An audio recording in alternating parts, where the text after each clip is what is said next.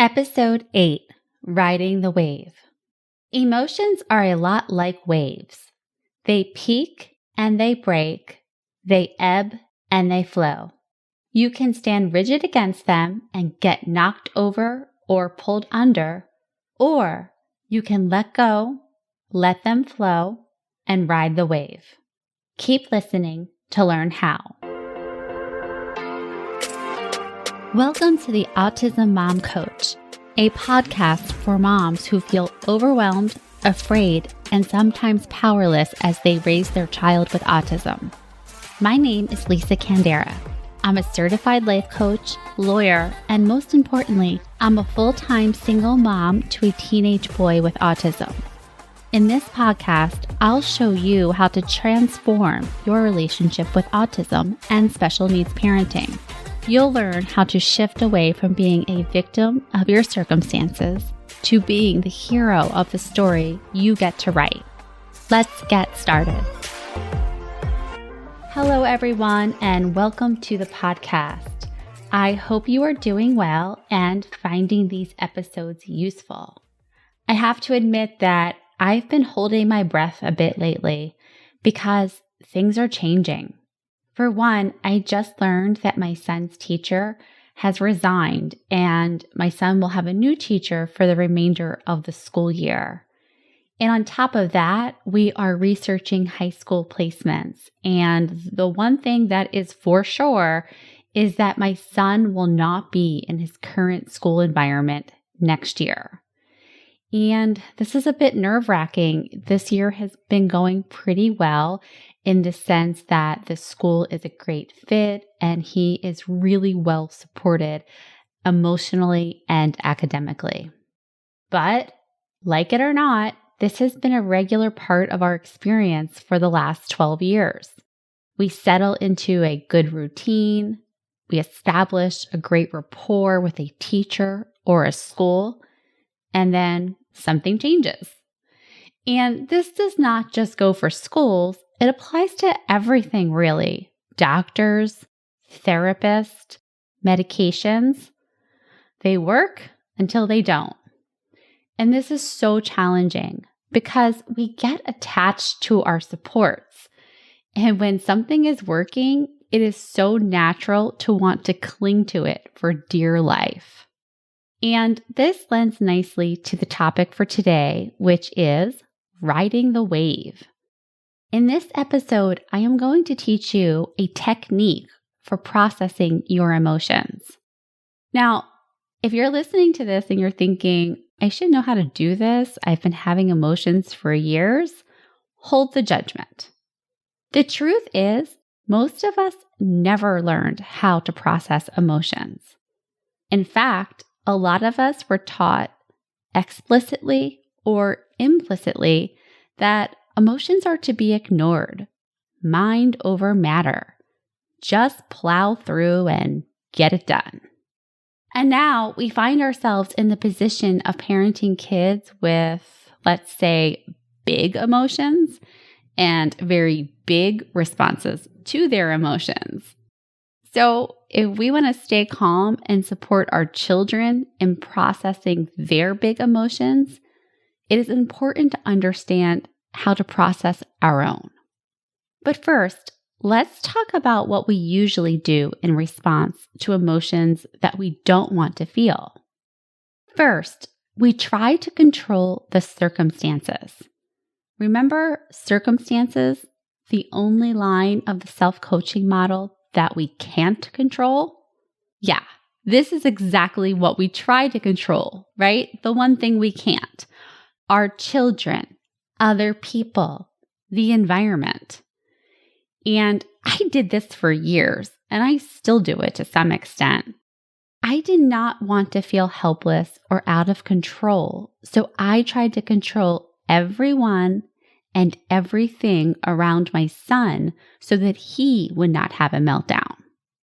I brought extra birthday presents for him to family parties because when he was younger, he did not understand why the birthday child was the only person getting gifts and he was not. And let me tell you, this got a lot of stares from family members and friends who said things like, "You're spoiling him," and all that. And yeah, maybe so, but really I was trying to control and avoid what I saw as the bigger threat, which was him melting down in front of everyone and party being over. What else did I do? I ordered his food as soon as we sat down at a table to ensure the least amount of waiting. And one time I went so far as to stuff his birthday party piñata with Ziploc bags of treats with each party guest's name on it so that my son would not be upset that he did not get as much candy or the same toys or trinkets as someone else. I mean, seriously, I know how crazy that sounds. And even at the time I did, but again, I was like, I control the situation or he'll be out of control and I don't want to handle that. So that's what I did. And despite all of these clever little plans and hacks, most of them didn't even work. My son would get upset and he would do what humans do and he would have an emotional reaction. And then I would feel so defeated and exhausted because I was trying to control the things I can't control. Which always, when I say that, reminds me of the Serenity Prayer, which is my favorite prayer and really probably the only one I can remember. But it was hanging in my grandparents' house. When I do think of it, it brings me so much peace because the line, the serenity to accept the things I cannot change. Well, circumstances are something that in the moment you can't change. And when you're trying to control them, it feels exhausting and you feel defeated when it doesn't work. So first, we try to control it. Second, we avoid our emotions. We avoid them by distracting ourselves with just about anything. Food, work, booze, shopping, mindlessly scrolling, Netflix, even cleaning, which is, by the way, one of my favorites. Whatever we can do to occupy ourselves and avoid our emotions. So after my son was diagnosed, I purchased every sensory toy I could find, and I created a little classroom in my dining room of learning materials, sensory boxes, and educational toys. What I never did, I never sat with my feelings of fear and sadness. I just plowed right through them by busying myself with projects. Third, we resist our emotions. We suppress them. We ignore them. Maybe we think we don't have time. Maybe we view it as self-indulgent. Maybe we are afraid of opening up Pandora's box. But our emotions don't like to be ignored, so they get louder and louder and more intense until we can't push them down anymore and boom, we react. We cry, we yell, we scream, we melt down. And sometimes this feels good, but most of the time we don't like the way we show up when we react to our feelings. Luckily, there is a middle ground between stuffing our feelings away and overreacting to them. And this is called processing your emotions. I am going to teach you how to do this using the acronym NOW. N stands for notice and name. Notice the emotion in your body and name it. I feel anxious. I feel disappointed. I feel angry. Noticing and then naming the emotion helps us to demystify the experience for ourselves. O stands for observe. Once you notice and name the emotion, you can begin to observe it. And this means you describe the emotion in detail, like you are describing it to someone who has never heard of it or experienced it before.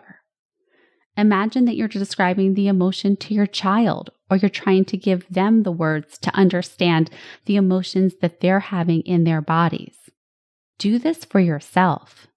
Is it hot or is it cold? What does it feel like? Is it clenching? Is it tight? Where is it in your body? Is it in your head or your throat or your stomach? The better you get at discerning this for yourself, the more language you will have to help your child identify their own emotions. So, win-win. And then the W stands for wave, as in ride the wave. Emotions are a lot like waves. They peak and they crash. They ebb and they flow. Now, you can stand up straight and brace yourself against the wave, and guess what will happen? It will knock you over or pull you under. So instead of bracing yourself against the emotion, open up to it. Let it flow through you and imagine riding it like you would a wave. Here's the important thing to remember. All of our feelings are simply vibrations of energy moving through our bodies. They can't hurt us. So instead of standing firmly against them, let them flow. And here's the other thing. Our bodies want to return to a state of homeostasis or balance.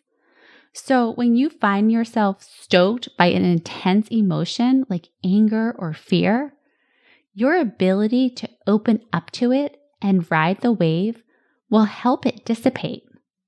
The best advice here is to stay focused on the somatic, that is, the physical bodily experience of the emotion, and to stay out of your head. Because the thoughts like, oh my God, this is terrible, this is too much, these thoughts will keep the emotion going. So instead of dissipating and returning to a state of balance, you're actually amplifying the experience with your own thoughts. So when you find this happening, just return to the somatic experience. Tune into your body and tune out the chatter. And there it is. Now, notice and name, observe, and wave, ride it. All right, that is it for today. Give this a try and let me know how it goes. But one more thing. Before I go, I want to remind you, if you haven't already, please take the time to rate and review the podcast. This really makes it easier for other moms to find the podcast, and it helps me understand what is going well, what you like, and what you would like to see more of. So please go to the autismmommcoach.com/podcast launch. There you can learn how to enter to win a prize for rating and reviewing the podcast. And I promise you, these prizes are pretty good. They are from DeRoss & Langle in Philadelphia, and I put together some self-care packages that I want to share with 3 listeners who rate and review the podcast. All right, thanks again for listening, and I will talk to you next week. Thanks for listening to the Autism Mom Coach. If you want more information or the show notes and resources from the podcast, visit theautismmommcoach.com. See you next week.